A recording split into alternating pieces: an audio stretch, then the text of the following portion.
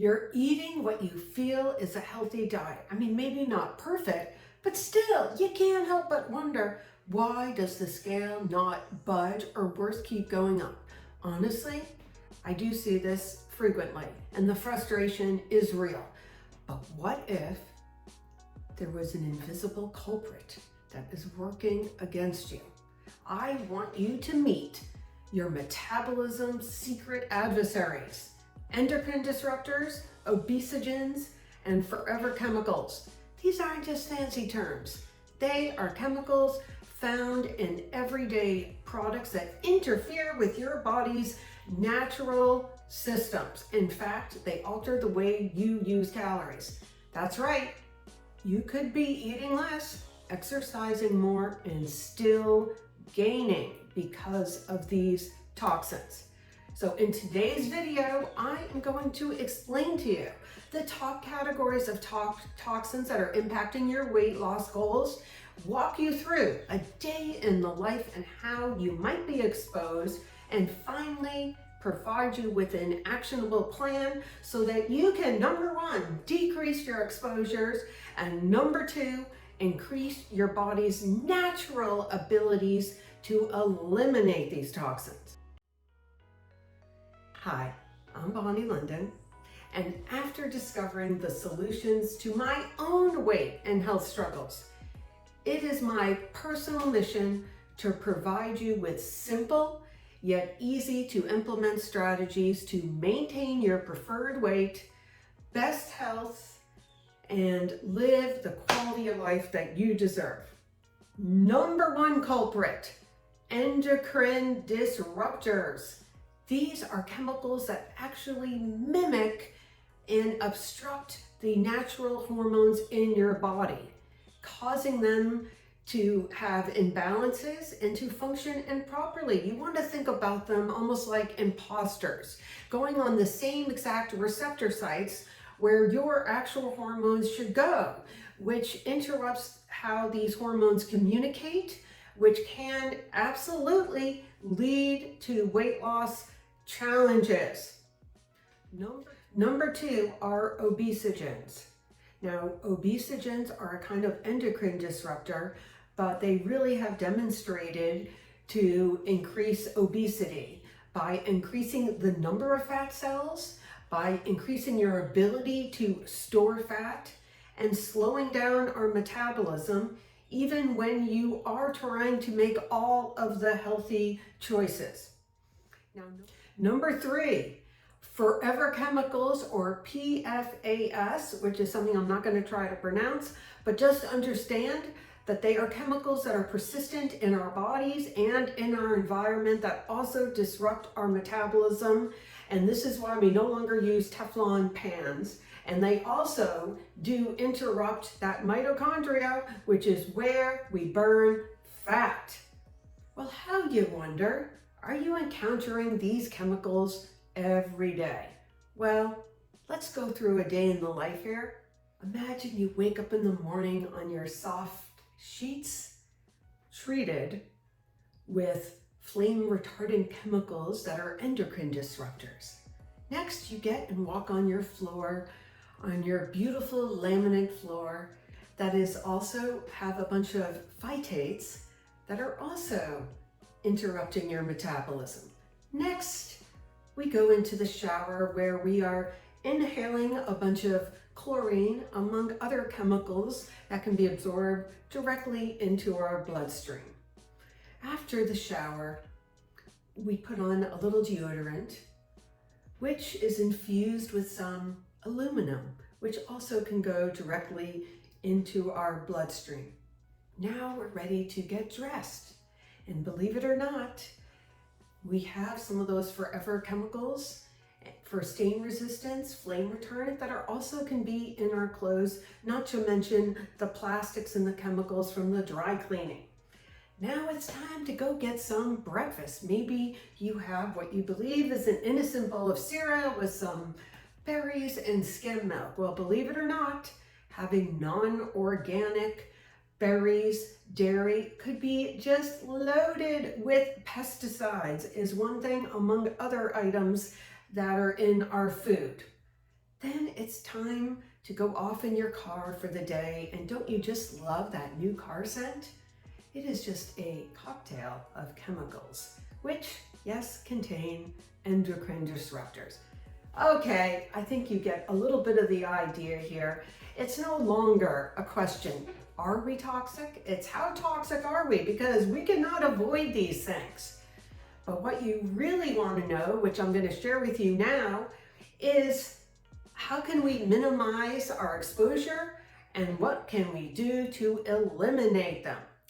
Number one, easier said than done, we got to stop taking them in. So how do we stop taking them in? Number one, try to get organic as much as you can for, of course, everything. I mean, it's not always possible. I don't even do it either, but I do try to buy organic as much as possible. Next on the list is trying to minimize your use of plastic.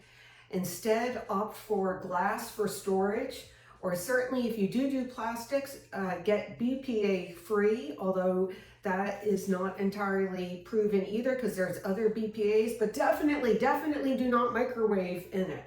Then you want to think about your personal care products, your lotions, because anything you put on your skin goes directly into your bloodstream, and of course makeup. And then we have canned foods, because the lining of cans, as well as soda cans, by the way, is also loaded with BPA.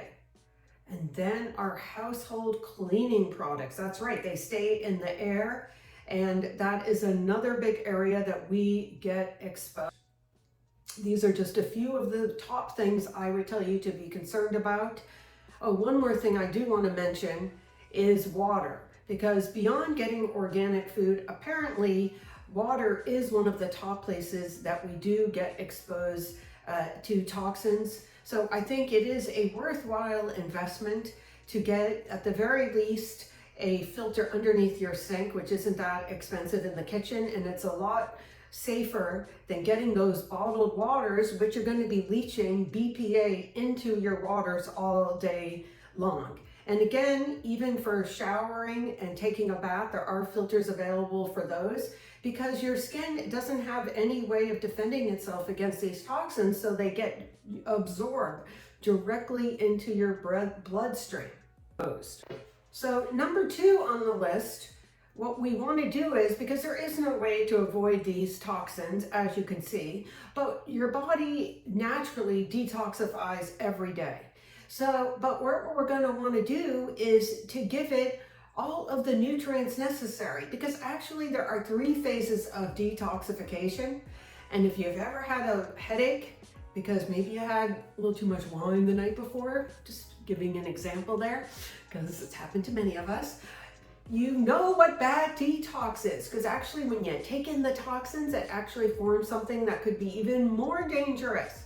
The next thing we want to talk about is what foods you need to include to help your body's detoxification process.